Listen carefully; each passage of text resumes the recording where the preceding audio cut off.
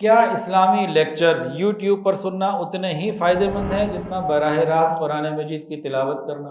اصل کے اندر جو خود عمل کرنا ہے اس کا کوئی مقابلہ ہو نہیں سکتا۔ شرع اسلام عمل کا نام ہے، فقط سننے کا نام نہیں ہے۔ تو جب انسان خود تلاوت قرآن مجید کر رہا ہوگا تو ہر حرف پہ نیکیاں، عام دنوں میں 10 اور رمضان میں تو بہت زیادہ، پھر سنت کا ثواب، پھر اللہ تعالیٰ سے قرب مل رہا ہے۔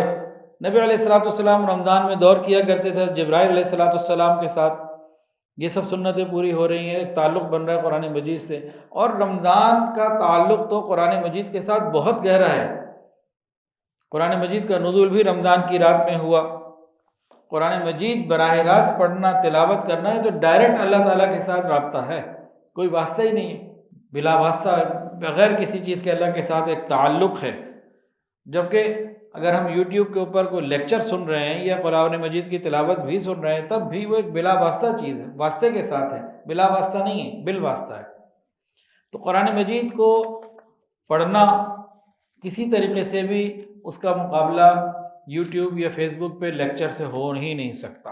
تاہم ہم یہ یوٹیوب کے لیکچر یا فیس بک پہ لیکچر کی بات اگر آ ہی گئی ہے تو اس پہ ہم غور کر لیتے ہیں اس کے فوائد کیا ہیں اور نقصانات کیا ہیں۔ کچھ ایسے لوگ ہوتے ہیں جو قرآن مجید کی تفسیر سن لیتے ہیں یوٹیوب کے اوپر، فیس بک کے اوپر، انٹرنیٹ کے اوپر، تو ان کے لیے ایک سیکھنے کا ذریعہ ہو سکتا ہے، لیکن کب؟ جب وہ مستند اور صحیح لوگوں کی تفسیر سن رہے ہوں، انہیں معلوم ہو کہ اوتھینٹک ہیں، کیونکہ سوشل میڈیا کے اوپر بے شمار مواد اسلام کے نام پر اسلام سے دور کرنے والا ہے، اور اکثریت ایسی ہے، 90% سے زیادہ مواد وہاں غلط ہے، یعنی بہت بڑی تعداد ہے، بہت بڑی تعداد مواد وہاں غلط ہے، بہت تھوڑے ہیں جو ٹھیک ہیں۔ تو محتاط ہو کے تو فائدہ ممکن ہے۔ کچھ ایسے لوگ ہوتے ہیں مصروف ہوتے ہیں، کسی عالم کے پاس، استاذ کے پاس جانا، مجلس میں جانا ان کے لیے مشکل ہوتا ہے۔ ہاں تو ایک آلٹرنیٹ کے طور پر اگر وہ مستند مواد سن یا دیکھ رہے ہیں تو اس کا فائدہ ہونا ممکن ہے۔ قرآن مجید یا بیانات یا یہ لیکچرز خود شامل ہو کر، حاضر ہو کر سننے کا جو اثر ہو سکتا ہے وہ یوٹیوب وغیرہ سے ہو ہی نہیں سکتا۔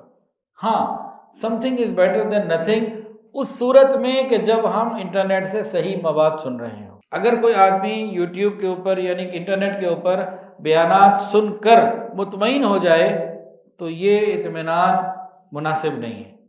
خود فکر کرنی چاہیے ماحول میں پہنچنے کی، اور یہ اطمینان اگر کبھی بیان سن لیا اب تلاوت کی ضرورت نہیں رہی یا کسی اور چیز کی ضرورت نہیں رہی، یہ بہت خطرے والی بات ہے۔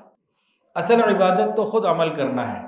ہاں، انسان خود عمل کرتا رہے، لگا رہے، اور ساتھ سپورٹنگ کے لیے ان چیزوں کو رکھ لے کہ مستند علماء کی چیزیں سپورٹنگ کے لیے رکھ لے تو یہ ٹھیک ہے، بلکہ اس کا فائدہ بھی ہو سکتا ہے، تو اس کو فائدے کے لیے استعمال کرے، اس کا نقصان نہ ہونے دے، اپنے آپ کو دیکھے، تو متوازن طریقہ اس سے اختیار کرے۔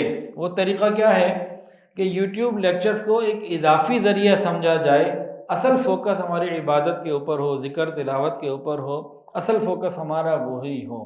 ویڈیو کے نیچے سبسکرائب کے بٹن پہ کلک کریں، بیل کے آئیکن پہ کلک کیجئے تاکہ ہر نئی ویڈیو کی نوٹیفیکیشن آپ کو مل جائے۔